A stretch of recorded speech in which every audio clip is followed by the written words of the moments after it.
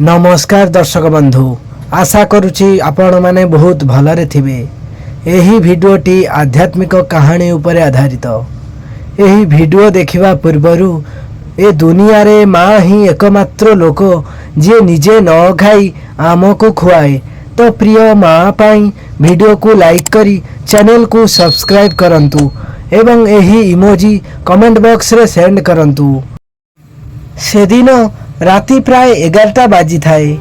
वर्षा धीरे धीरे हेउथाए। रास्ता पाखरे थिबा एक छोट चा दुकान रे राजू नामर जने युवक बसिथिला।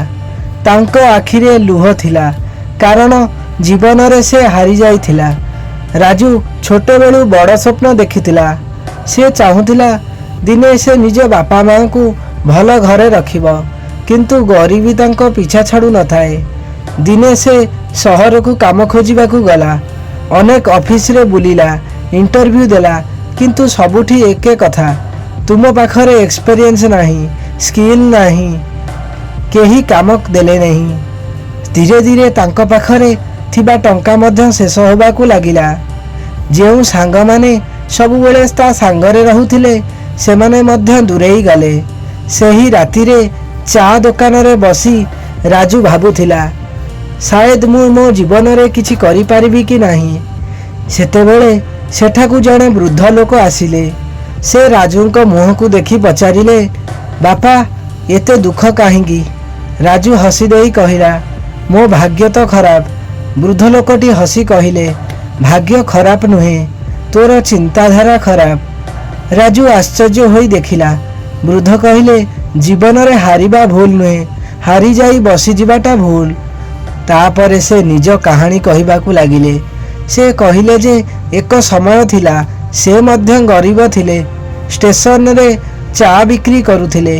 लोक माने ताकू अपमान देउथिले, किंतु से केबे हार मानि नथिले। दिने से छोट व्यवसाय आरंभ कले। अनेक थर क्षति सहिबाकू लागिले। लोक मध्य हसिछंती, किंतु से चेष्टा केबे छाड़ी नथिले। आजी सेही लोक सहरर बड़ व्यवसायी नाम रे परिचित। वृद्ध राजू को आखि को देखि कहिले, सफलता सेमानंकु मिली थाए जेउ माने कष्ट रे मध्य चालिबा बंद करंतिनी, चेष्टा करिबा बंद करंतिनी। एही कथा राजूर हृदय को छुई गला। सेही दिन ठारू राजू बदली गला। सकाळू राति पर्यंत काम खोजिबा को लागिला। नूतन नूतन स्किल शिखिबा को लागिला। छोट काम को मध्य लज्जा कलानी। दिने से एक छोट कंपनी रे काम पाइला। धीरे धीरे से अधिक परिश्रम करिबा को लागिला। राति रे घुम झाड़ी नुआ काम शिखुतिला। किछि वर्ष परे सेही राजू निजर कंपनी टिए खोलिला।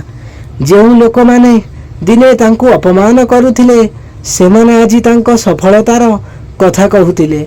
एक दिने राजू निज गाँ को फेरिला। से निज बापा माँ को नुआ घर देला। तांको माँ को आखिरे लुह आसीगला। राजू हसी देही कहिला, स्वप्न सेमानकर पूरण हुए जेउ माने कष्ट रे मध्य हार मानंतिनी।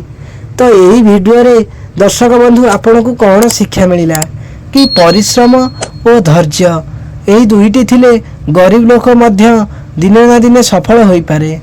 जेते भी परिस्थिति जटिल हेउना काहींकी आमे केबे आशा छाड़िबा नहीं, चेष्टा करी चलिबा। चेष्टा ही मनीष को सफलता देई थाए। तो भिडियोटी भल लागिथिले भिडियो को लाइक करी सांग पिला सहित शेयर करंतु एवं आमर चैनल टी को सब्सक्राइब करंतु। रहिली जय जगन्नाथ।